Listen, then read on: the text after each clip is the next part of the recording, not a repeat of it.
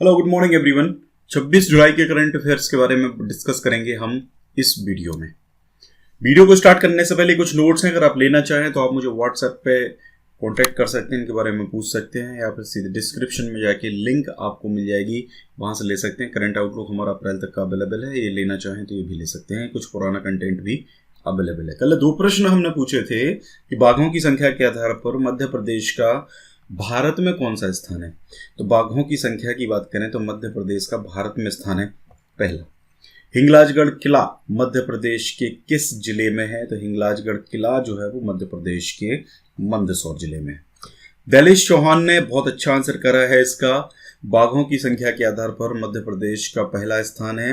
वर्ष 2018 की रिपोर्ट के अनुसार भारत में कुल बाघों की संख्या 2967 लगभग हुई है, जो 2014 के मुकाबले 33% बढ़ी है। इस रिपोर्ट से मध्य प्रदेश को खोया हुआ टाइगर स्टेट का दर्जा पुनः प्राप्त हो गया है। ठीक है, यानी कि टाइगर स्टेट पहले मध्य प्रदेश था, उसके बाद फिर मध्य प्रदेश का नंबर हो चुका था तीसरा। ठीक है, अब क्या है, मध्य प्रदेश फिर से पहले स्थान पे आ गया है। मध्य प्रदेश में 526 बाघ हैं, इसी के साथ पहले स्थान पर है। दूसरे स्थान पर है कर्नाटक, तीसरे स्थान पर है उत्तराखंड। विश्व बाघ दिवस 29 जुलाई को मनाया जाता है। बाघों के संरक्षण के लिए टाइगर प्रोजेक्ट की शुरुआत, ये टाइगर प्रोजेक्ट नहीं है, ये टाइगर प्रोजेक्ट है। टाइगर प्रोजेक्ट की शुरुआत 1973 को भारत में की गई थी और 1974 में कान्हा राष्ट्रीय उद्यान मध्य प्रदेश का पहला राष्ट्रीय उद्यान था, जिसको टाइगर रिजर्व बनाया गया था। इसके अलावा मध्य प्रदेश के 5 अन्य राष्ट्रीय उद्यान भी इसमें शामिल हैं। यह प्रोजेक्ट आज कारगर सिद्ध हुए हैं।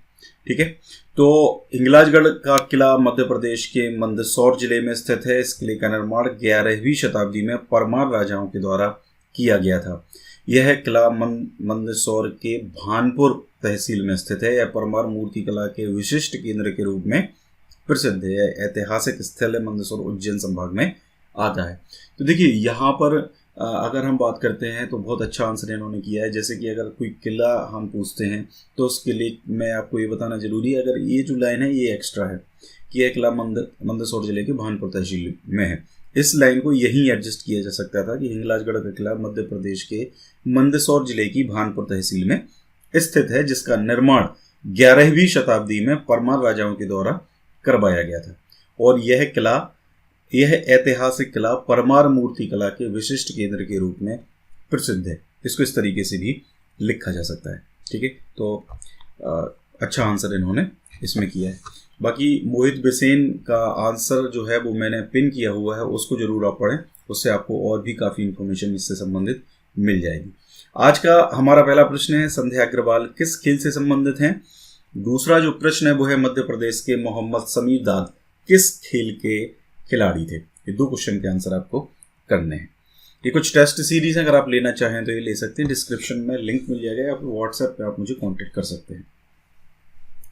पहला प्रश्न है आज के करंट अफेयर का, प्रधानमंत्री स्ट्रीट वेंडर्स आत्मनिर्भर निधि योजना और राज्य सरकार द्वारा ग्रामीण क्षेत्र के स्ट्रीट वेंडर्स के लिए स्टाम्प शुल्क अधिकतम कितना करने का निर्णय लिया गया है? तो ये जो अधिकतम स्टाम्प ड्यूटी जो है वो कर दी गई है 50 रुपये। ठीक है, हाल ही में मंत्रिपरिषद की कैबिनेट एक बैठक हुई थी। उस बैठक में ये जो मोदी सरकार के द्वारा प्रधानमंत्री स्ट्रीट वेंडर्स आत्मनिर्भर निधि योजना लॉन्च करी गई है, इसके साथ साथ सेम इसी कॉन्सेप्ट पर राज्य सरकार के द्वारा भी एक योजना लॉन्च करी गई है। चलिए दोनों का कमेंट करके बताएं कि किस डेट में दोनों योजनाएं आपकी लॉन्च करी गई हैं। मैंने आपको दोनों चीज़ों के बारे में बताया। तो ग्रामीण क्षेत्र के लिए जो स्ट्रीट वेंडर्स योजना है, उसका ग्रामीण पथ व्यवसाय उत्थान योजना के अंतर्गत बैंकों से ऋण प्राप्त करने के लिए, ठीक है, भारतीय स्टाम्प अधिनियम के अंतर्गत लगने वाला जो स्टाम्प शुल्क है वो अधिकतम 50 रुपये करने का निर्णय लिया गया है। ठीक है, तो ये हाल ही में कैबिनेट का एक डिसीजन है।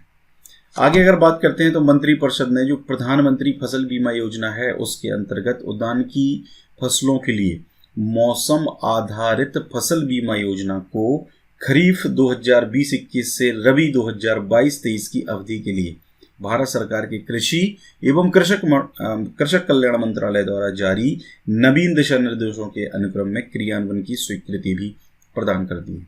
ठीक है, लगभग 3 ईयर्स इसको बढ़ा दिया गया है। ठीक है, तो ये चीज़ है। तो आपसे प्रश्न ऐसे भी पूछा जा सकता है कि कितना बढ़ा दिया गया है, तो आप वो भी बता सकते हो। अगला प्रश्न है, हेलो आशा फोन इन कार्यक्रम आकाशवाणी भोपाल से कब प्रसारित किया जाएगा? तो इसका जो सही आंसर है वो है 4 अगस्त 2020 को हेलो आशा फोन इन कार्यक्रम आकाशवाणी भोपाल से प्रसारित किया जाएगा, जिसका सब्जेक्ट होगा शिशु स्वास्थ्य स्तनपान। ठीक है, ये विषय है इसका। ठीक है, इस विषय पर हेलो आशा फोन इन कार्यक्रम 4 अगस्त 2020 को दोपहर 1 से 2 के मध्य आकाशवाणी भोपाल से प्रसारित किया जाएगा। ठीक है, इंपॉर्टेंट क्वेश्चन है। अगला प्रश्न very very very most important question है, मध्य प्रदेश विद्युत नियामक आयोग के अध्यक्ष सूर्य प्रताप सिंह परिहार को हाल ही में किसने शपथ दिलाई है? तो देखिए, विद्युत नियामक आयोग एक संवैधानिक पोस्ट होती है। ठीक है, कोई भी आयोग हो संवैधानिक पोस्ट होती है। तो इनको अभी हाल ही में सूर्य प्रताप सिंह परिहार को अभी हाल ही में जो मध्य प्रदेश की राज्यपाल बनाई गई, इनको अतिरिक्त प्रभार अभी दिया गया है। देखिए, आपको लालजी टंडन के बारे में हमने बताया था। लालजी टंडन जब बीमार थे तो इनको प्रभार दिया गया था उनकी जगह पर, लेकिन उनकी मृत्यु हो जाने के बाद उसका जो अतिरिक्त प्रभार है वो दे दिया गया है आनंदीबेन पटेल को। तो ये क्वेश्चन मैं अलग से इंक्लूड नहीं कर रहा हूँ, मैं आपको यही बता दे रहा हूँ। ठीक है, हालांकि राज्यपाल कौन बनाई गई हैं? तो आनंदीबेन पटेल बनाई गई हैं। इससे पहले भी मध्य प्रदेश की राज्यपाल रह चुकी हैं। ठीक है, तो राज्यपाल मध्य प्रदेश जो होते हैं वो मध्य प्रदेश विद्युत नियामक आयोग के अध्यक्ष को पद की गोपनीयता की शपथ दिलाते हैं। और सबसे खास बात क्या रही है, आनंदीबेन पटेल ने ये जो इनको सूर्य प्रताप सिंह परिहार को जो शपथ है, गोपनीयता की जो शपथ है, वो लखनऊ में दिलवाई है। ठीक है, ये लखनऊ में, क्योंकि ये साथ में उत्तर प्रदेश की भी राज्यपाल है। मध्य प्रदेश विद्युत नियामक आयोग का जो ऑफिस है, हेड ऑफिस है, वो कहाँ पर है? भोपाल में। ठीक है, तो ये भी चीज़ आप ध्यान रखिए। अगला प्रश्न है, मध्य प्रदेश को आत्मनिर्भर भारत के पैकेज के तहत कितने प्रतिशत अतिरिक्त लोन मिल सकेगा?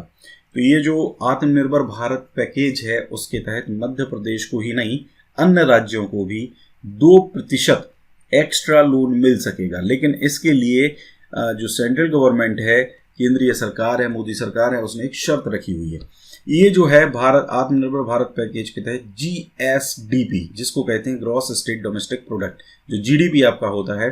ठीक है, तो स्टेट का जो GDP होता है उसकी 2% अतिरिक्त राशि ऋण के रूप में मिल सकती है। इसके लिए केंद्र सरकार के द्वारा one nation one ration card, व्यापार के सरलीकरण, शहरी स्थानीय निकायों में सुधार और विद्युत क्षेत्र में सुधार की शर्त रखी गई है। 4 शर्तें रखी गई हैं। अगर ये फुलफिल कर लेते हैं स्टेट्स, तो उनको ये लोन 2% एक्स्ट्रा लोन, जो उनकी GDP है, स्टेट गवर्नमेंट की जो GDP है, उसका मिल पाएगा। मध्य प्रदेश की अगर बात करते हैं तो मध्य प्रदेश की जो GDP है उसके अकॉर्डिंग मध्य प्रदेश को 14,237 करोड़ रुपए अतिरिक्त लोन मिल सकता है इन चारों सुधारों के क्रियान्वयन पर। ये हालांकि ये क्रियान्वयन अभी करने के निर्देश जो हैं कैबिनेट बैठक में शिवराज सिंह चौहान ने दे दिए। इसका मतलब ये लोन मध्य प्रदेश को मिल ही जाएगा। तो गाइस, ये पूरा था आज का करंट अफेयर का वीडियो। कैसा लगा वीडियो कमेंट जरूर करिए, ज़्यादा से ज़्यादा लोगों तक पहुंचाइए, वीडियो को लाइक करिए। Thank you very much.